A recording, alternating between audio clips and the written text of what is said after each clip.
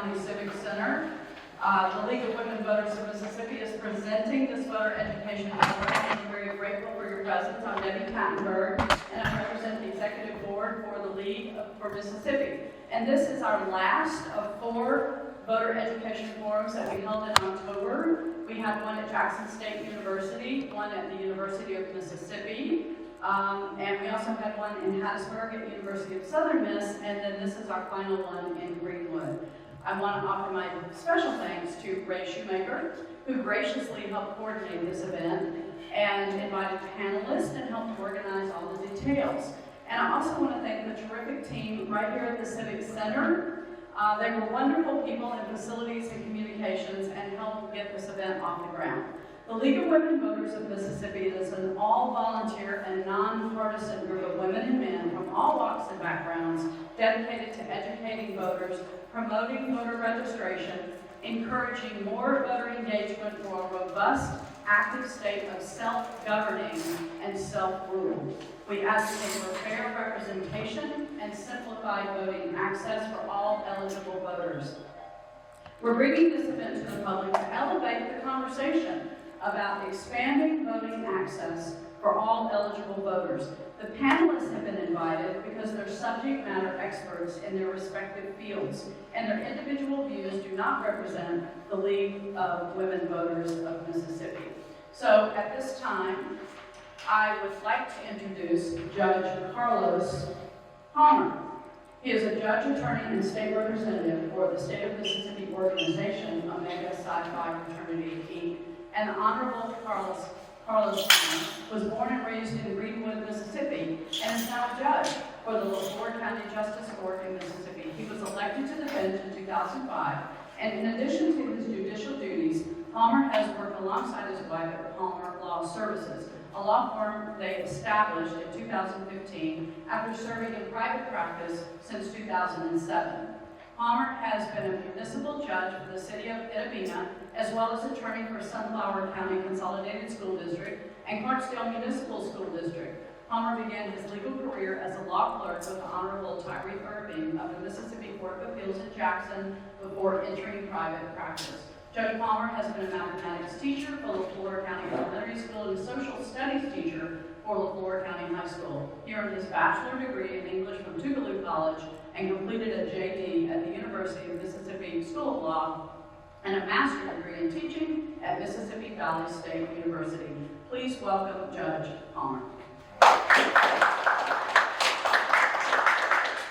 I would also like to introduce Joaquina J.S. Clinton. On your left is the director of Mississippi of the Southern Poverty Law Center, a leading civil rights organization that fights hate and bigotry and seeks justice for the most vulnerable members of society.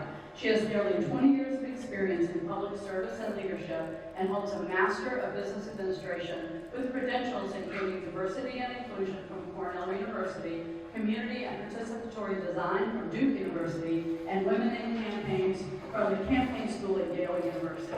Ms. Clinton was Chief Executive Officer of WJS Consulting in Maryland, providing guidance and support around social impact investments, developing strategic multicultural community and media engagement to bridge the gap for leading companies in Silicon Valley.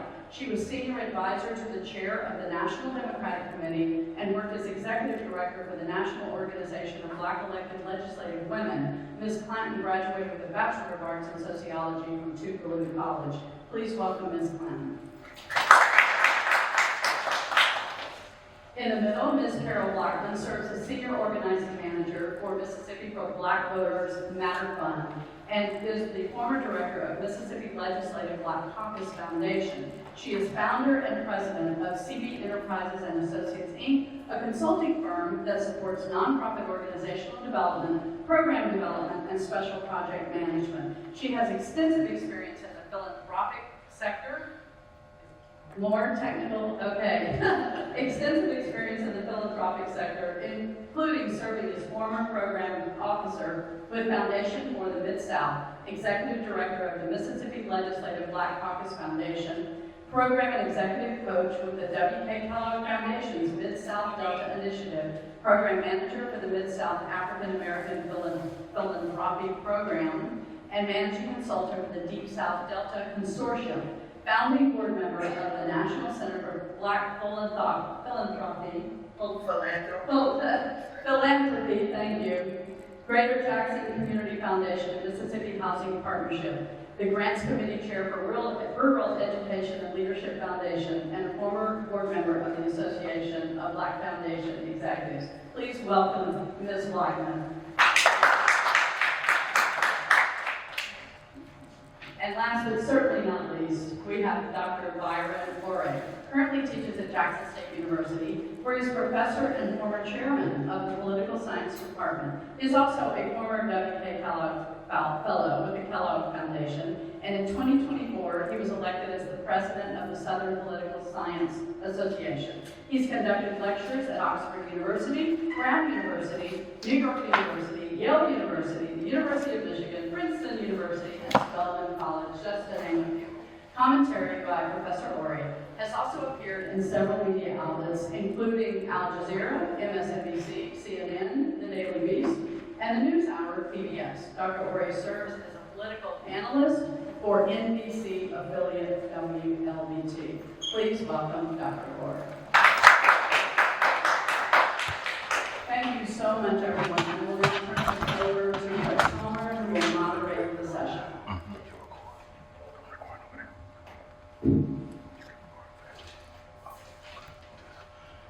Thank you, Debbie. Good evening, everyone. Everyone is looking good this evening. We thank you for taking time out of your busy schedule to be a part of this voter education forum. As a part of this particular event, I'd like to thank several of the sponsors for this event: League of Women Voters of Mississippi, State Organization of Mississippi Omega Psi Phi Training Incorporated, Omega Mu Chapter of Omega Psi Phi Training Incorporated, Tupelo, Mississippi, the National Pan-Atlantic Council of North Mississippi, Baker Road Chapter of Omega Psi Phi Training Incorporated in Mississippi, as well as Mississippi Today, which serves as our media sponsor. The live stream can be looked upon at www.facebook.com/L as in love, W as in water, V as in Victor, M as in man, and S as in snake. The panelists for this particular event will discuss the opportunities and challenges in expanding early voting and access in Mississippi. As a part of this particular event, we will start discussing all the issues around expanding early voting beyond the categories I just mentioned. I'm going to call on the panelists regarding a specific topic, but any panelist is welcome to join in that particular discussion. Starting off, I will hear from Dr. Ore from the following topic: the background on voters' rights suppression when it comes to the state of Mississippi. Dr. Ore. Thank you. So, first of all, we have to put this in the context of democracy. And democracy is to be ruled by the people. And so that means that people should participate in the political process, and that means that they should be able to elect candidates of their choice, even though that moves us into a republic. So we have to go back as far as Reconstruction. Reconstruction was an era when African Americans had been elected to office following the Civil War. Different acts were passed that minimized the disenfranchisement challenges that they faced. And then 1877 or so, Rutherford Hayes and Tilden ran for president, and Tilden, or Hayes rather, suggested that if the South would vote for him, that they would remove the troops from the South. They did that, and that was the end of voting as we know it in terms of black representation. Excuse me. So we fast forward, 1890. 1890, Constitution was passed in Mississippi, and the representative said, the legislature said, that it was passed for one purpose, and that was to eliminate blacks from voting. And they wanted to eliminate blacks from voting because they had done so well in Reconstruction. Although they said they did terrible. They came out with laws such as the understanding clause. Well, the understanding clause came later, but the literacy test, the poll tax, so on and so forth. And then we fast forward to 1965. 1965 gave African Americans the right to vote again. That's just as it did on the 15th Amendment.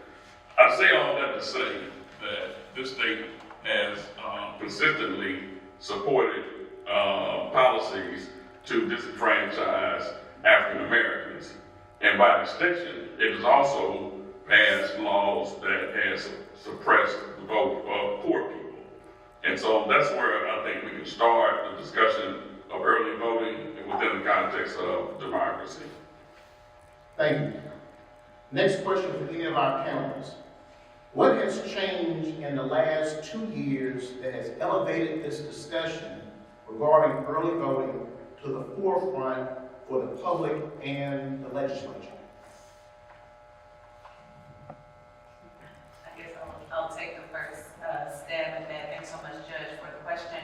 I think when you think about the state of Mississippi holistically, and you see the changes that we've been making from statewide election to statewide election, we are narrowing the gap, right? And so when you think about in 2019, when Jim Hood and Tate Reeves were running for office, that was a 5-point race, right? This last election cycle between Presley and Kentucky, that was a 2-point, like a 3-point race. And so we're narrowing the gap as it relates to statewide elections in terms of voter participation, right? Like in the state of Mississippi, we register probably more voters than any other state per capita in the nation, right? But yet we always need voter suppression at the ballot box. And so whether or even before we use a ballot box, when you think about voter purges and things like that, and that's because when you think about the population of the state, we have more black people per capita than any other state in the nation. We're 40%. We're really more than 40% of black people in the state. According to, I think, to the Census Undercount report, we undercounted by, I think, 4%, right? We reported us in at 39, so you put that 4 with that 39, you got 48% of people in this state, and that puts us in close contention for equipping the state. And so the only way that folks who are disinterested in the full participation of people, particularly black people and people of color here in the state, is to suppress the vote. And so we're seeing these changes happen more rapidly because we're seeing a rise in people's interest in reclaiming their political power. I would just like to add to that and say that the leadership in the state legislature, the governor, all of the top leaders in the state have taken notice to how impactful it has been for people who are utilizing absentee voting, for example, which is similar to early voting in other states. And so it's like most other things that happen in this state. They watch what happens in other areas with other people, and then they copy that and try and build on it to benefit themselves. And I think that is what's happening now. They, when we look at the fact that there are these absentee voting laws that more voter suppression laws around absentee voting that have been put in place to help to minimize the participation of people in this state in that process. So I think that they're saying this works for them. Let's see how it works for us. And I'll just add to that same point that Carol was making. When you think about the changes that they are making, it is to suppress the vote. We keep going to the legislature year after year, advocating for things like same-day voter registration, right? Early vote, period, not with the caveat or permission, but just the ability to show up and capture a vote and be counted in the process, and that keeps being met with denial. And that's often, and that goes right back to the point that people are in tune, right? We do have people who are interested in changing the course of this state. We believe what is possible in this state. We have more black elected leaders than any other state per capita, because I think Georgia has more than we do numerically.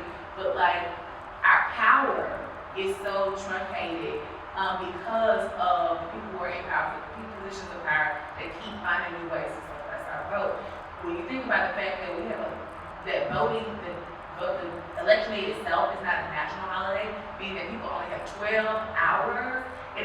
we have 2.9 million people live in the state.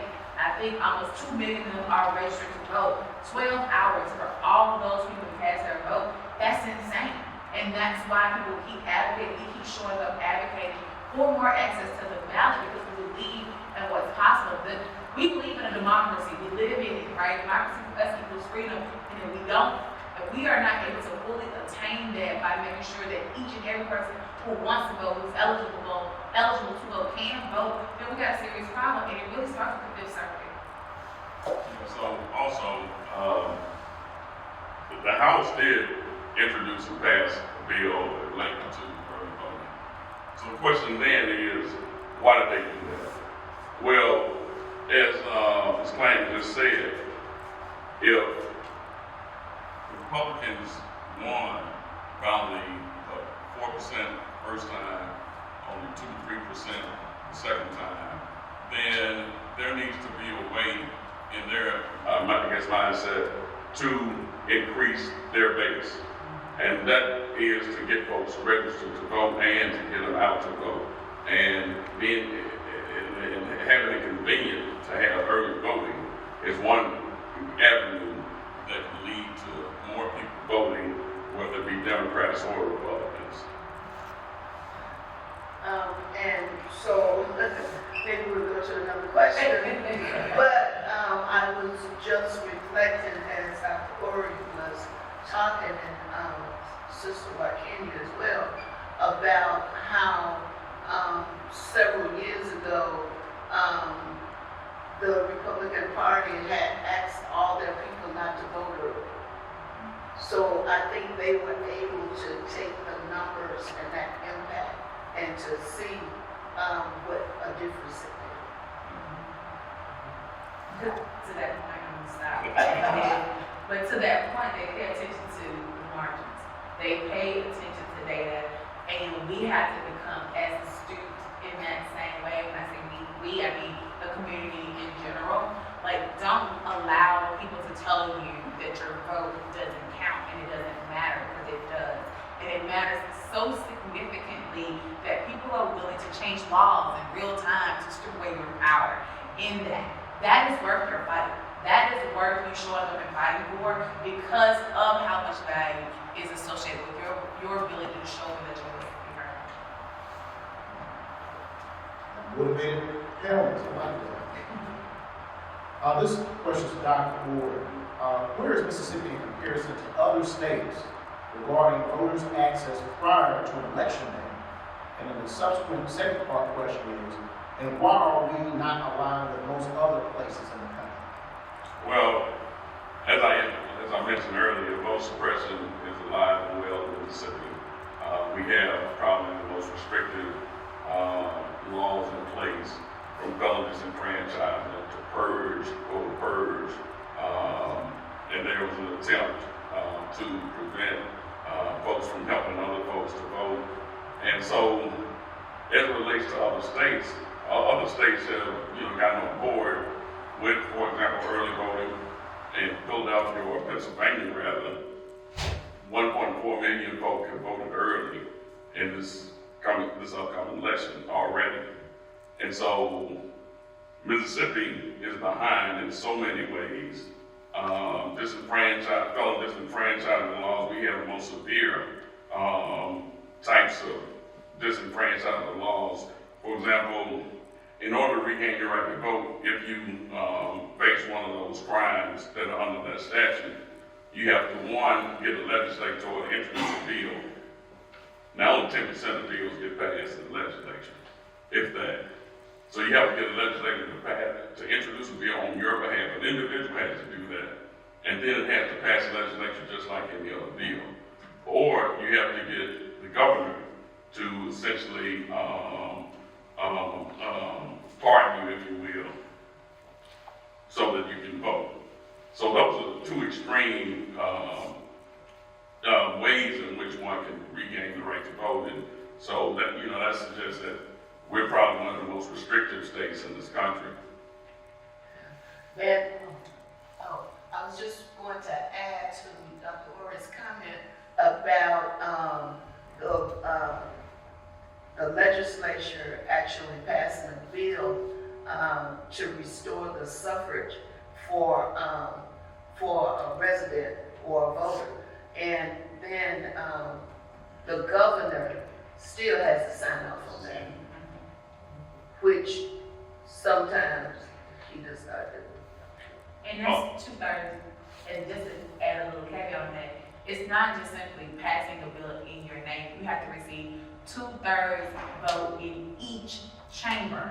And the challenge with that is that each chamber is overly conservative.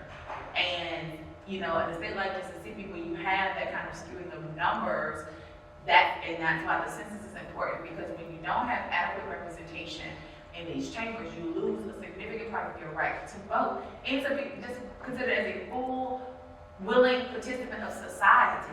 That is regulated by a group of people.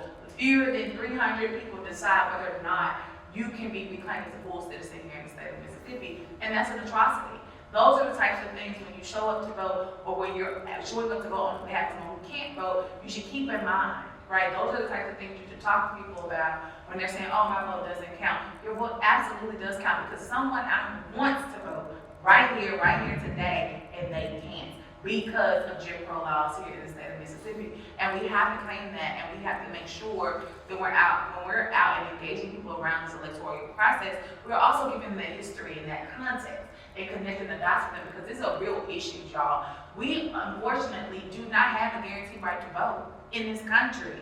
Our rights as Black people have to be reauthorized every 25 years. And we currently do not have a Supreme Court that is willing to do that. We've seen what they've already done with the Affirmative Action.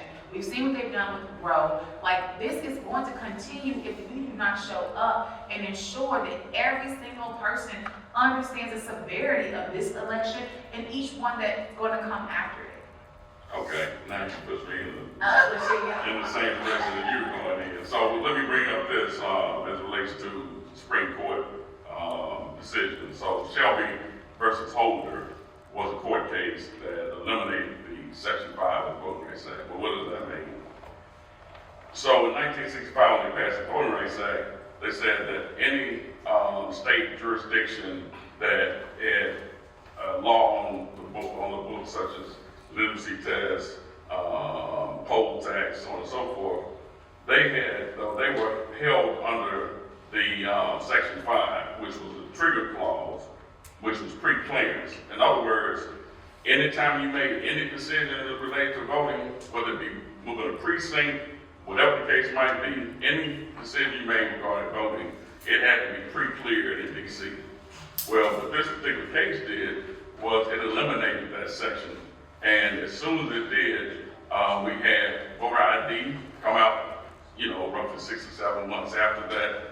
We had voter purge and so on and so forth. So to put it in context with respect to felon disenfranchisement, which is a little bit, it's not all, it's voter suppression. We're talking about like 4 people a year regaining their right to vote. Out of all the formerly incarcerated individuals, we're talking like 4 or 5 people regaining the right to vote. And these are just not Black voters. These are voters, these are formerly incarcerated people in general. And I'll just say on that same point, Dr. Ward, the reason that is so significant, Shirley B. Holder, is because right after that law was overturned, that ruling was overturned, we saw at least 19 states make it harder for people to vote here in the United States of America, the cradle of democracy, if you will, right? Mississippi was not one of those states. You know why? Because it's already almost impossible for you to fully vote here in the state of Mississippi. That's why. And that says something, y'all. Like, it is not, and don't let it be lost on you that when it comes down to things like this, when we're talking about voter suppression, oppression, depression, all of those things, Mississippi is the mold, it's the model. When you think about the Mississippi plan, that was used not only to disenfranchise voters here in the state of Mississippi and make it harder for Black people to exercise the full weight of their voting power, it was also modeled in Virginia as well as and South Carolina, and there's one more too. I know it was Virginia. I think it was Virginia, South Carolina,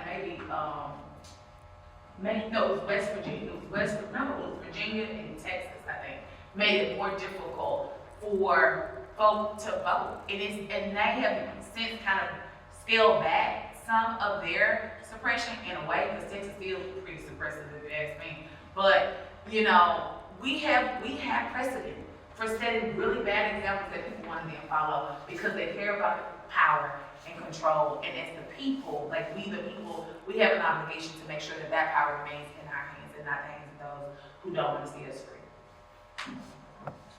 Great. All right, Sister Clayton.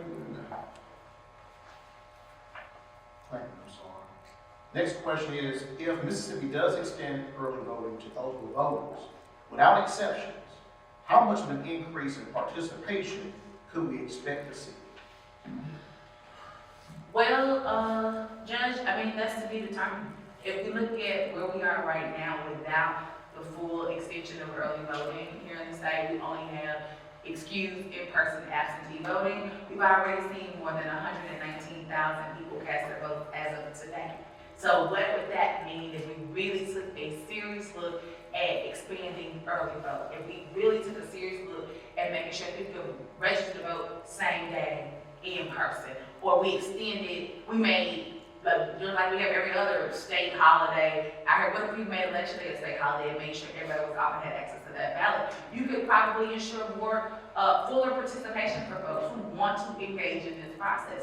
If we took off we removed the veil away from these 23 lifetime disenfranchising crimes, we might have a fuller sense of participation, and we can actually move Mississippi from the 50th position on everything that is wrong in our state, right, and in our country. But that's something that we've got to want to do. That's something that our leaders have got to want to do. And unfortunately, we don't have a leadership in position right now that is willing to take the risk on the people here in Mississippi.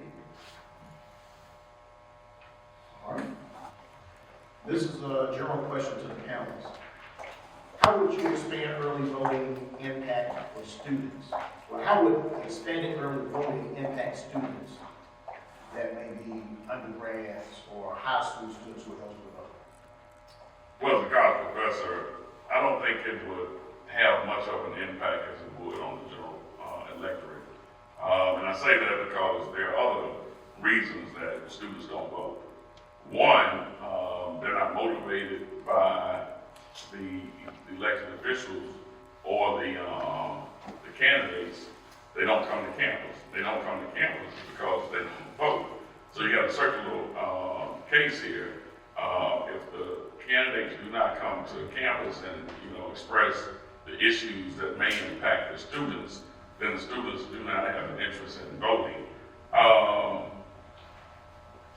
So I don't know if it will have much of an impact. There are students who do vote back home, but that's not a lot of students. So I don't know if other panelists may have. Yeah. My thought is that if the candidates would lift up the issues that are not only important to students, but to other young adults as well, then they would have more of a focus on getting to the polls to vote. We've had people who said to us while out in the field working that why would I go to vote? Because they're not assisting with housing. There's no benefit to us in helping to eliminate student loan debt. And then those folk who are core workers, who are not college students, who have not followed that pattern, they feel that they're just being left behind, and they can't figure out what to do to engage so that they can feel the impact of being a part of the voting and democracy process. I'll also say voter education is very important. And we need to provide voter education, not only in these forums for the community, but on campus. And that's something we're trying to do with the Southern Poverty Law Center. We're trying to have these voter education forums. For example, we just had the vice president debate. And I'm talking about 300 or so students came out to where it was an overflow. So if you get organizations such as the Greeks to lead the effort, then, you know, as leaders, and I see some of the young brothers over here from Omega Psi Phi, we need more students in the audience, because this is where they learn and are socialized to participate in the political process. Absolutely. And so that reminded me, Dr. Ori, of a track that Black Voters Matter has called Take the Field, where we visit college campuses, actually work with students, provide education around the issues around why we engage in this process. And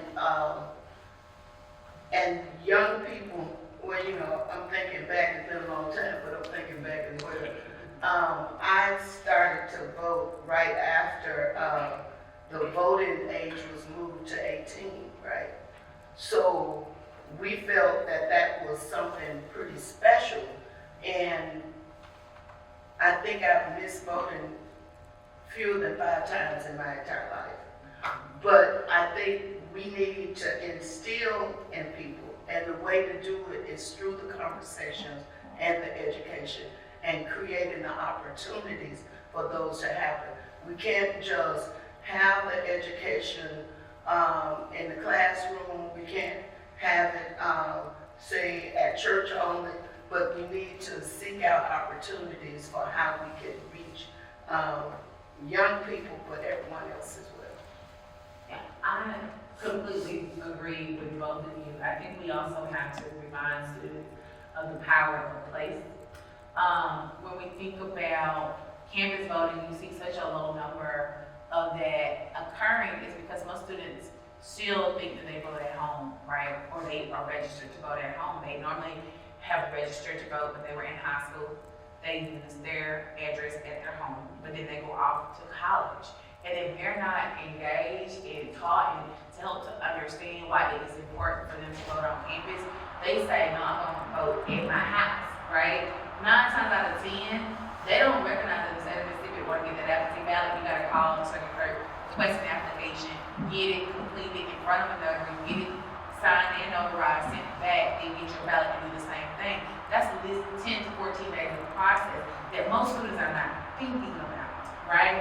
So we then have to do the over-education part of not only talking to them about the significance of the election, but also ensuring that they understand the power of place. Registering to vote on the campus, vote where you stay, where you're gonna be staying on election day. That's what I like to say. And that's because they can. They're this protected class, if you will, of people who have the ability to be able to vote where they stay on campus. And we have to really reiterate that to them, especially for students who are out of state, who are trying to engage in the civic engagement process, because they're going to spend the majority of their time over the next 4 years, 2 to 4 years, here in the state of Mississippi. They should be voting on issues that are going to impact them while they're here for those next 2 to 4 years in the state of Mississippi. We've got to work with that education. That is critical, because if you don't, then you're going to leave it up to chance. And as we know, we can't leave up anything to chance. Outside of the presidential cycle, the most important cycle you're going to vote in is the municipal election cycle, which is happening next year for those who don't know, right? The thing that's closest to you does the most to you and for you. Not necessarily like the president. That's super important, right? But it's those municipal elections that are going to matter. It's an election commissioner that's going to matter. They're going to determine whether or not you have enough ballots in your polling place. They're going to determine whether or not you have, you know, the resources that you need, whether you need bilingual ballots or whether you need braille, or whatever that you need. That comes in at those local levels of government, and we've got to make sure that folks understand that. You know, one of the things that we've done at the Southern Poverty Law Center is we really do apply a competency lens to our approach around voter education and voter engagement, right? Last year we wrote a comic book to teach people about the changes to the laws of the legislature. This year we designed a game to teach people about the various levels of government and what those levels of government do, right? Giving them scenarios, because we've got to do the work of education, because that's critical at this stage of life. Don't assume that young people don't want to know because they don't know. They don't know because you have not taught them. And so you have to take ownership for that. And as a unit, as a group of people, we've got to move our communities into a place of more education, more participation, more mobilization, and then we can get the results that we want to see. But we cannot do that if we always playing the blame game. It's not always somebody else's fault. Sometimes it's our fault. And we have to own that and do the hard work now so that we can secure their future forward. We also, excuse me, we also have to be protective of our students. There are some organizations that, for example, register students to vote. And when they register them to vote, they don't tell them that, for example, they give them their address, where they're staying in Jackson. They may not stay on campus. They don't indicate to them that this is the precinct you'll be voting in. So what happens is those students will come to Jackson State because we have a precinct on our campus. And they simply believe that this is where they vote because there's a precinct there. And so in many instances, students simply do not know because, it's just like you just said, we don't tell them so. And let me add, and it's that I know we're straight out once you get out of education out of college, we got 7 days before election day. Provisional ballots. In instances like that, where people may show up to vote, say you register on campus, they don't live in Hines County. They need to know if they go to vote in that campus precinct, they can request a provisional ballot. Now, with the caveat, they have to go and verify their vote at their circuit clerk's office within 5 days. But that's education. Those are the things that we got to be able to equip and prepare people for so that they know that this isn't a one-time and done thing. Like voting is just a part of the process. It is not the entire process.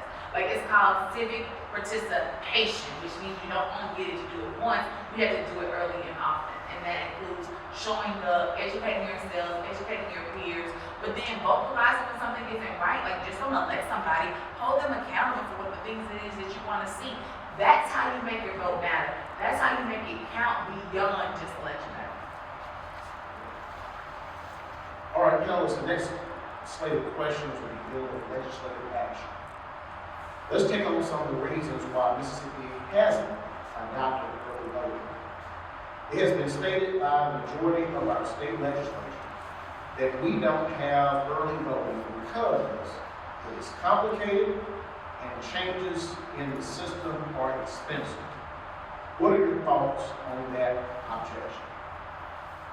Well, again, it goes back to voter suppression.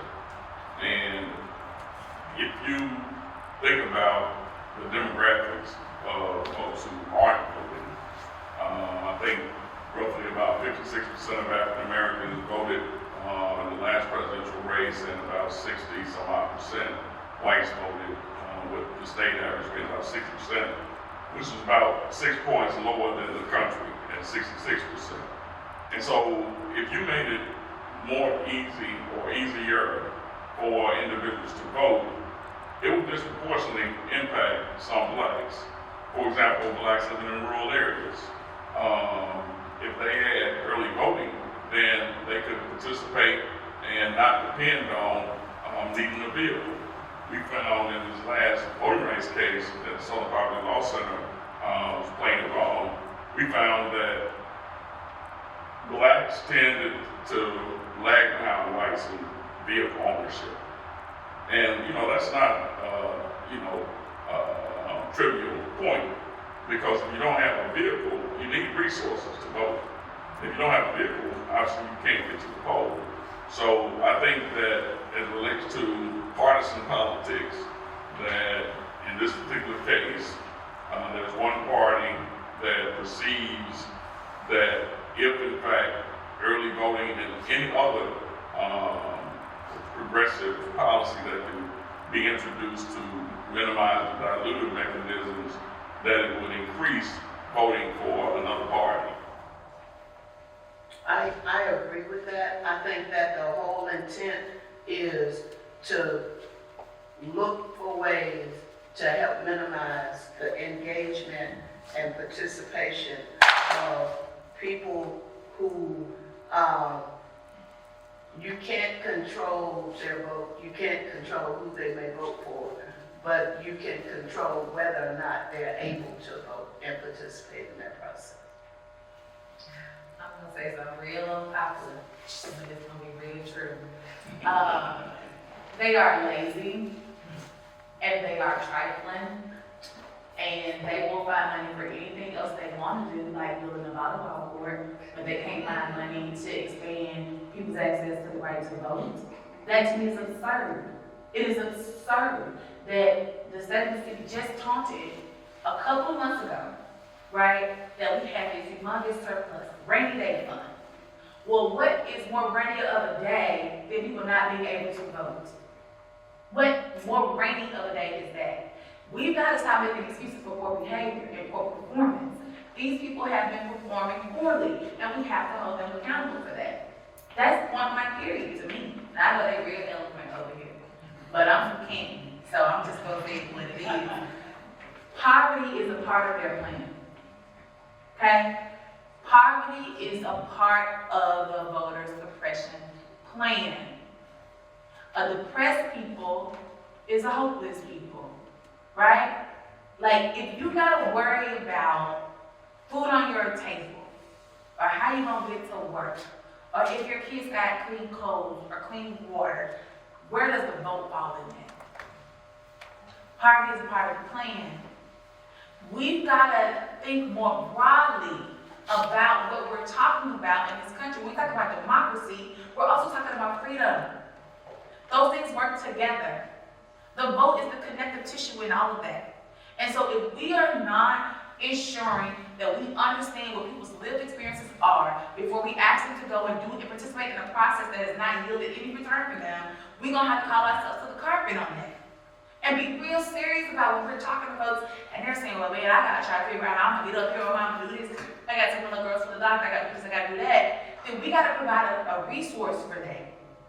We've got to provide a resource for that, because if you can't get to the critical nature of things, if you can't get to the current nature of things, we've got to be able to address both things at the same time. That's hard, but we do have leaders who have an obligation to that, and we are letting them give us excuse after excuse after excuse after excuse, and it's unacceptable. That's the real thing about it. So if you ask me why we ain't got it, because they don't want us to have it. That's really what it is. And if we are not more focused on what happens in that legislature between January and March, April, we are going to continuously have this conversation. We've got to be more in tune with what's happening out there at that Capitol. If we don't, we can give it up. We've got to be laser focused. When these people are coming to you, asking you to participate in these processes, hold them accountable. Show up. The reason that other folks are getting ahead and we're not is because we don't show up. And that's the reality of it. So yeah, I'm gonna call them lazy and I'm gonna call them trifling because they are. The stuff is written, the codes are there. They don't want to read them. They don't want to figure out how to make sure we can get money to the Delta.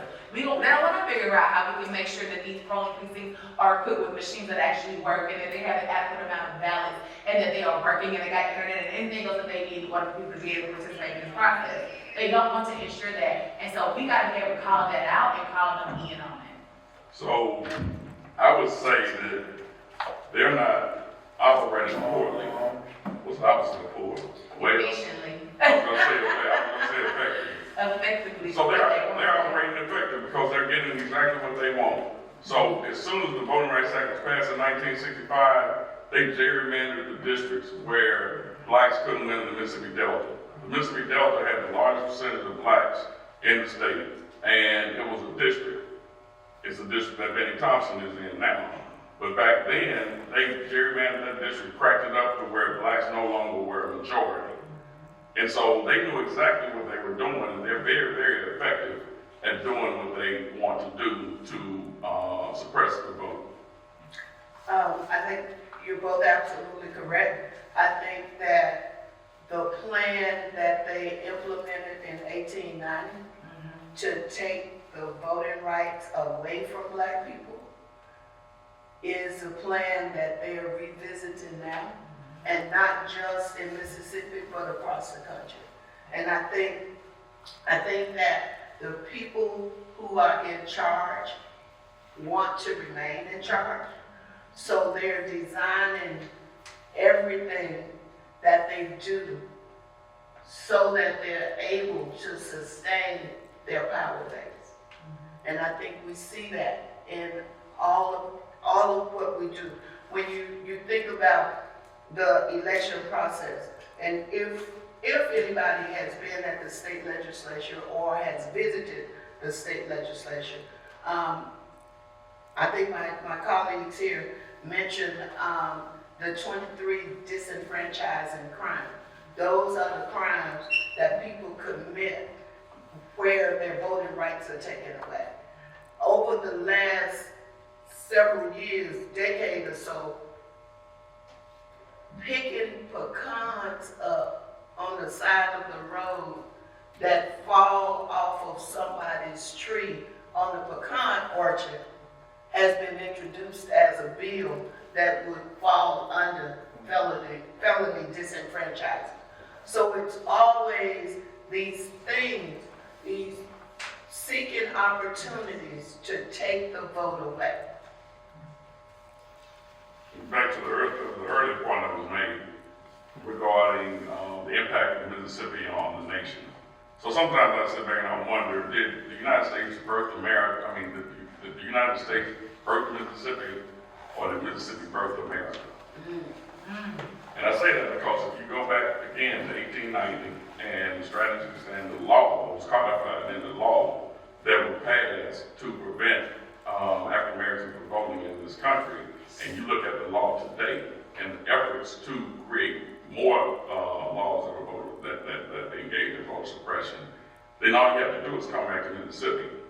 If you look at the demagogues in 1920, 1930, these candidates and elected officials and governors who use the N-word when they talk, and you compare it to today. So, my question, today is, did Mississippi birth America? Because you see many of the strategies that were put in place then, many of the campaign strategies that were put in place, you see that today. Next question is, what would lawmakers have to do to change state law so early voting is available to all eligible voters? I want to take that. Introduce legislation and pass it.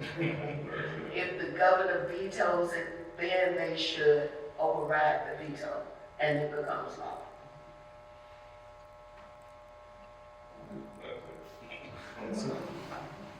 All right, next question is, what are some of the obstacles in that process to change the law, from your perspective?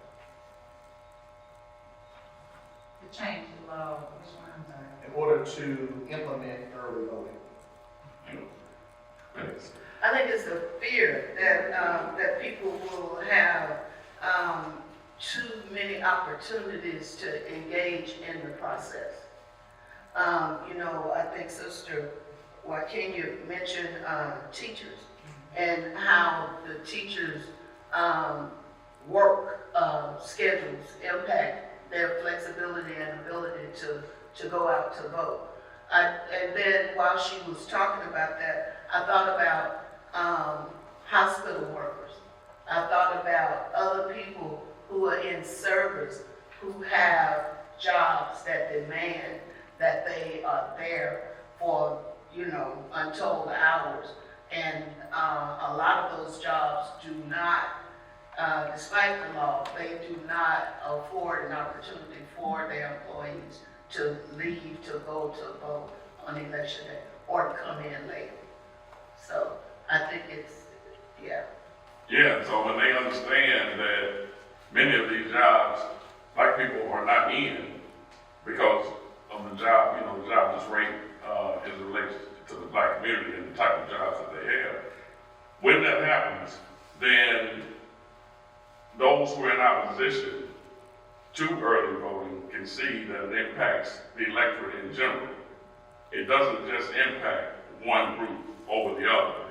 That, you have executives, for example, who work 60 hours a week and possibly cannot get to the poll.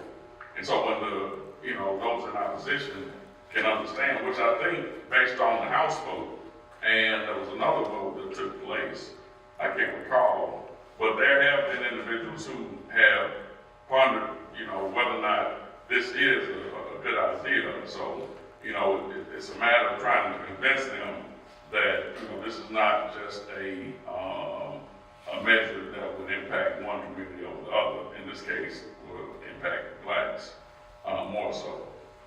And I think the role that the community can play is to show up at the Capitol, to show up at the town hall meetings, if you will, that legislators have in their communities.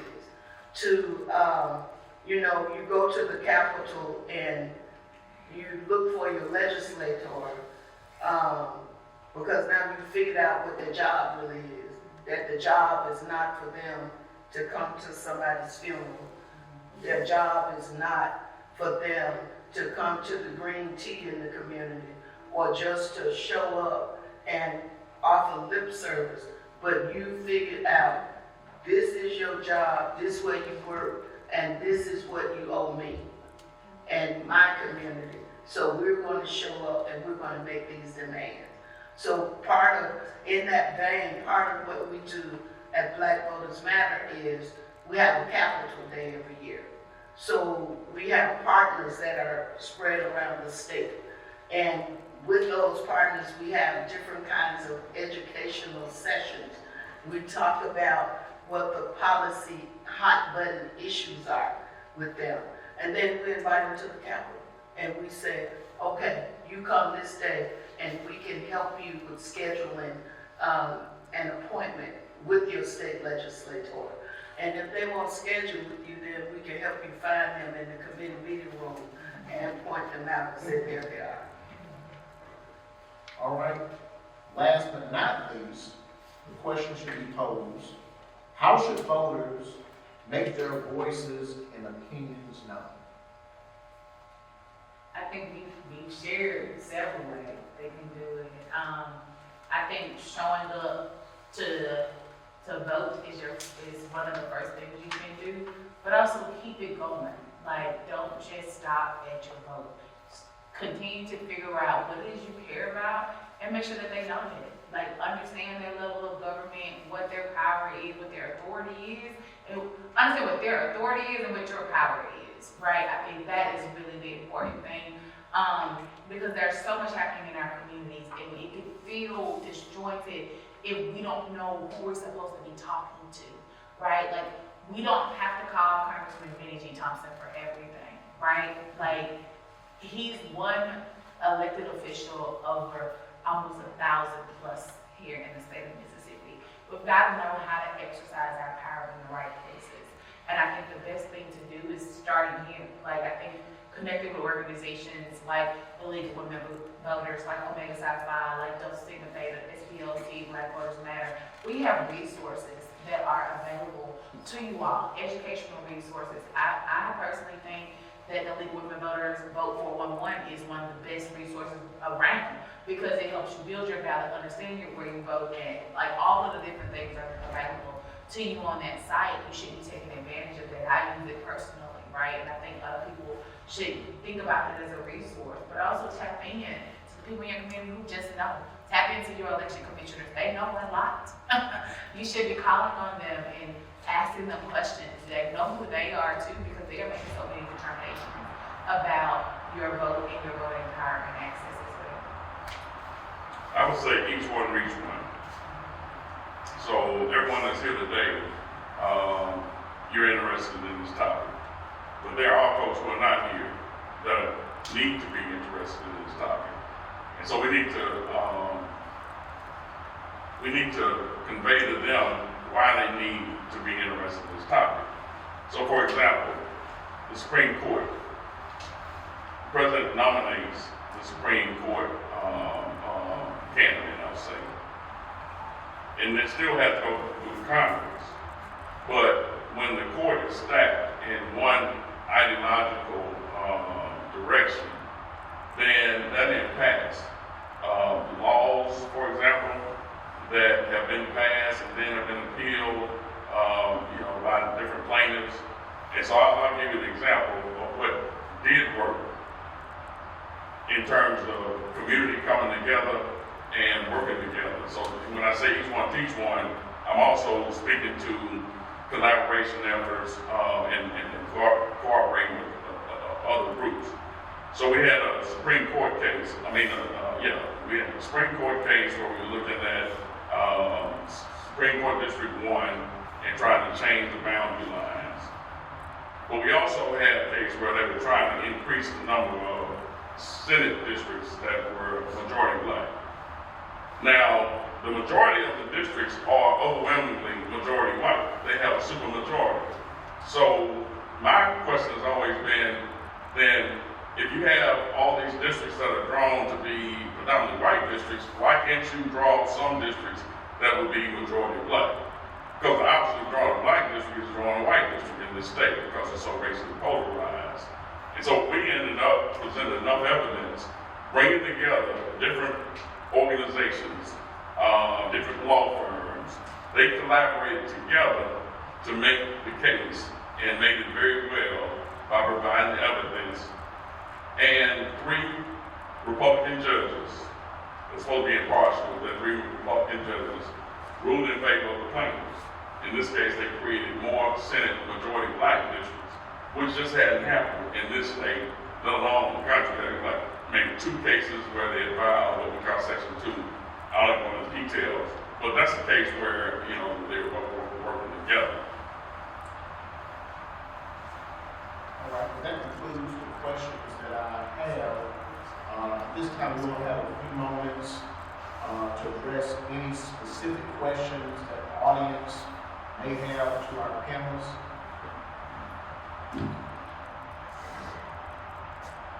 Any questions you might have yourself about expanding early voting, what's happening, how we got here, and what we can do about it? Be shy. Or even comments on what you heard tonight. You students want to comment? All right, then. What's up? I did bring up on my number tonight, this evening. One of the comments I want to make on the recent franchise of crime, you know that one of the things that they do put the crimes out there, they don't fully explain the crime. So some of us think that just because we've been convicted, then we automatically don't have the right to vote. So we have to take it upon ourselves to go out and go to the circuit court documentation, we have to register in to have those to vote. And one other thing that direct me from home is simply, if you are living in Mississippi now and was convicted of a crime in another state, that does not apply to you, so you do have the right to vote in Mississippi. I'll just say to add on to that, there's a difference between charged with a crime and being convicted of a crime. So a lot of people may get charged with murder, right? But they may plead down to manslaughter, right? You can vote. You gotta really, the language is important to your point. Like, you gotta know the difference between what you're being charged of, what you're being convicted of, and where that falls in the larger scheme of things. It's it's a lot of technicality that's involved in this, but it is important. That's why I talk to your circuit clerk, know who they are. That's super important because some of those questions can be answered right there at that level. Well, one of the things that we learned is that people who are arrested or convicted or held in jail without being convicted naturally assume that they can't vote in. And so, to your point around the education on the issues, some of that is happening, but there are always opportunities for more engagement with the community on those issues. Pre-trial detention is a big area where people get kind of caught in limbo because unfortunately in the state of Mississippi, because we don't have a real public defense system, people, particularly children, are held for enormous amounts of time, right? With just waiting to see a judge, right? Never getting heard, not going before a jury, nothing. They're just sitting there in limbo. And many of them may come in, say you come in at 16, right? And you still have a sitting judge, so you just being held because you don't have any representation. No one's there to tell you the law. No one's there to help your family navigate that system. So when you're held, you become 18 while you're being held, right? You're now moving to another facility. And so it's a system, right? Like, and it's one that is also predicated and supported through power. I'm just gonna take it back there. Because most of the people who are sitting in detention can't afford proper representation. And so it puts them in a situation where they become exiled, right? Because of need. And so that's where we get to come in and do some work. And one of the things I can say that actually changed this year was that prior to us raising this with the Attorney General's office and the Secretary of State, on your absentee voting application, pretrial detention was not one, right? And so people who wanted to vote who were being held, right, in jail, not prison, but in jail, but would not be able to vote at a poll, had no excuse. Because if they lived in the county and they were being held in the county, that's not them being out of county, right? So they didn't have any real recourse why they couldn't participate. Now it's been added that they, I forgot what the exact language is, but now there is a box that they can check if they are being held, being detained, or incapacitated in some way from being able to participate in that process. And so that's a humongous win for a lot of people who had been previously disenfranchised because of that, not having that clarification on that application. Yes, and also, people can vote while in jail. Yes. So, and a lot of our potential voters are not aware of that. Is there anyone else? Good, I like to be, where we bring up the process of younger voters, especially going to school, because their initial process of voting is through high school and elementary where it's all about popularity. So when you're transitioning from high school to college, your only form of true value of voting is through popularity. So they're stuck with not really understanding the full identity. I think that's where we're losing our young voters by not teaching them at an early age about the true value of voting. I think that's something that across the board, the state of Mississippi as well as the nation, is something that we need to focus on. Like I said, thank you all for coming. Very informative. I'll continue to do. That's an excellent point. One thing that we've been trying to do at Jackson State is to include, going back to old COPO model, where you had these different organizations, SNCC, Student Nonviolent Coordinating Committee, Southern Christian Leadership Conference, NAACP. They may not have been on the same page, but they had the same end goal. And so, the captains and the majors may not agree on everything, but they do have service as a component of their organization. And so, my point is that these organizations are very popular. The athletes are very popular. Members of the Immaculate Swag Band are very popular. Members of the Sonic Boom of the South are very popular. So we need to reach out to these organizations and push them to be leaders on the campus. So that's one way that we can actually try and get folk on campus to vote, because they do follow popular rules. Anyone? Yes, good evening, everybody. I really enjoyed the information that you given on tonight, very informative. But I also like to comment that the election commission as well as the circuit clerk's office should be hand in glove, not hand in glove. So working together is something that we really should do. And just say for one, jury summons is another way that our folks have been disenfranchised. When they fail to show jury, then soon after then they can be placed in an inactive status, which eventually going to lead to being encouraged out because it's simply because we have a phone number address, the change of address.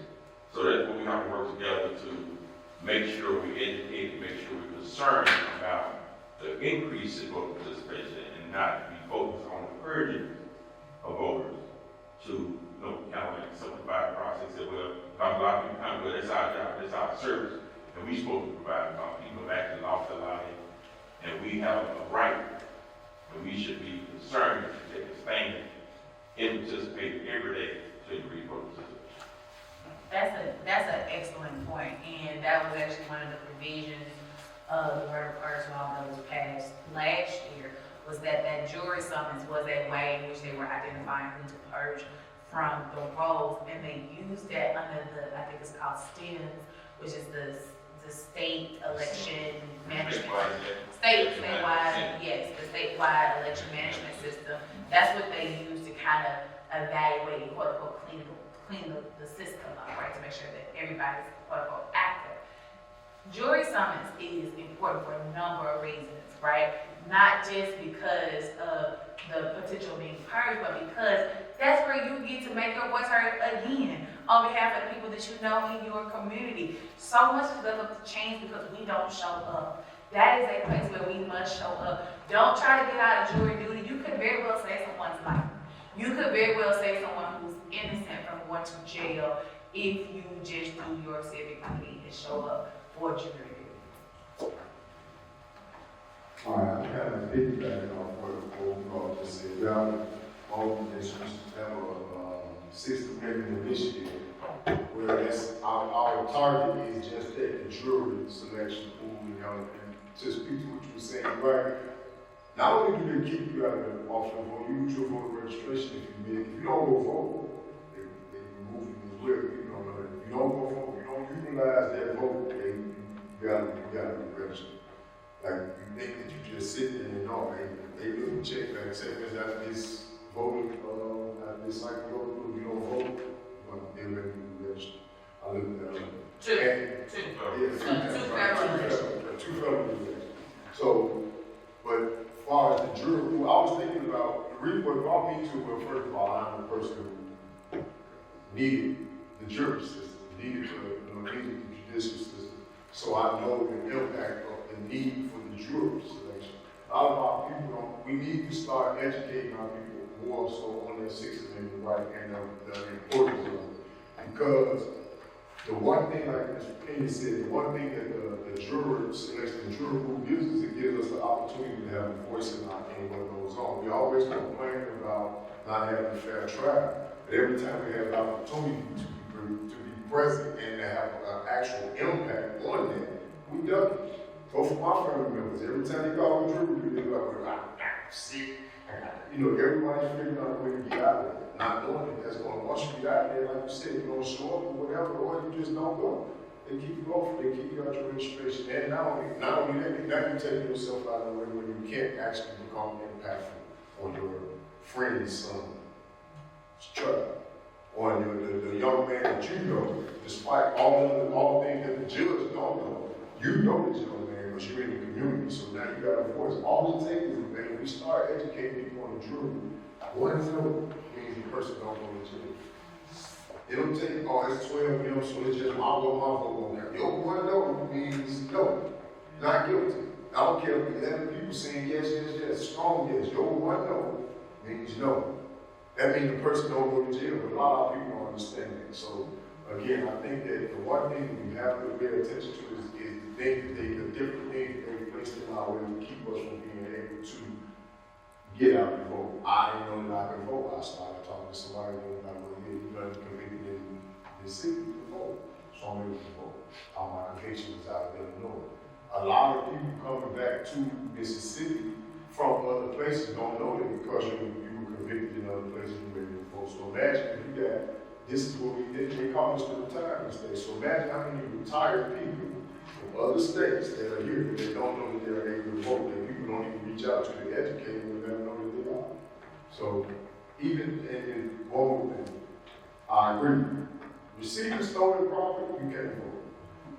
So if somebody's saying you a stolen phone and you go to jail for that, you'll never be able to vote again. That's crazy. Anybody else have a last question? Before I turn this over to Judge Palmer, I just wanted to mention, I give a little bit of a shout out to Mississippi Today. They've been our media sponsor for the whole month, and for every voter education forum we have hosted around the state.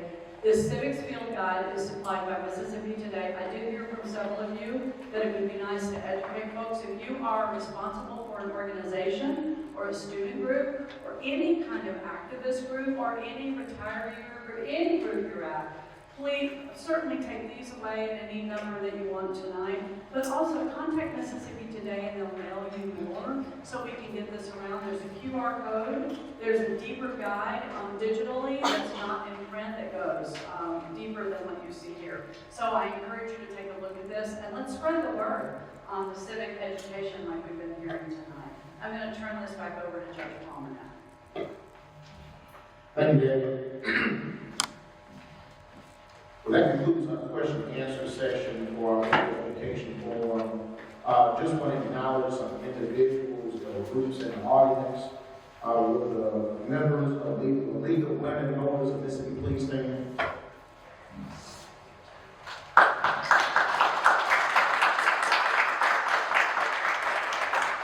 Any members of Omega Mu Chapel, Omega South Five Turn Incorporated, Tupelo Chapel, would you please stand? Brother Shoemakers and boxers are president of that particular chapter. We go away back. Any members of the National Handwriting Council of North Mississippi?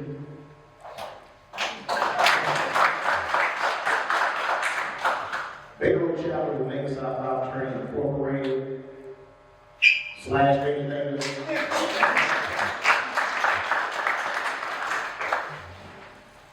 All right.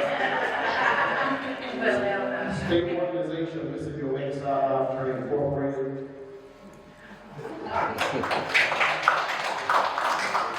Any representatives of Mississippi Today, our media sponsor? All right. We also have in our audience our Florida County Chancery Clerk, Ms. Deborah Hitler.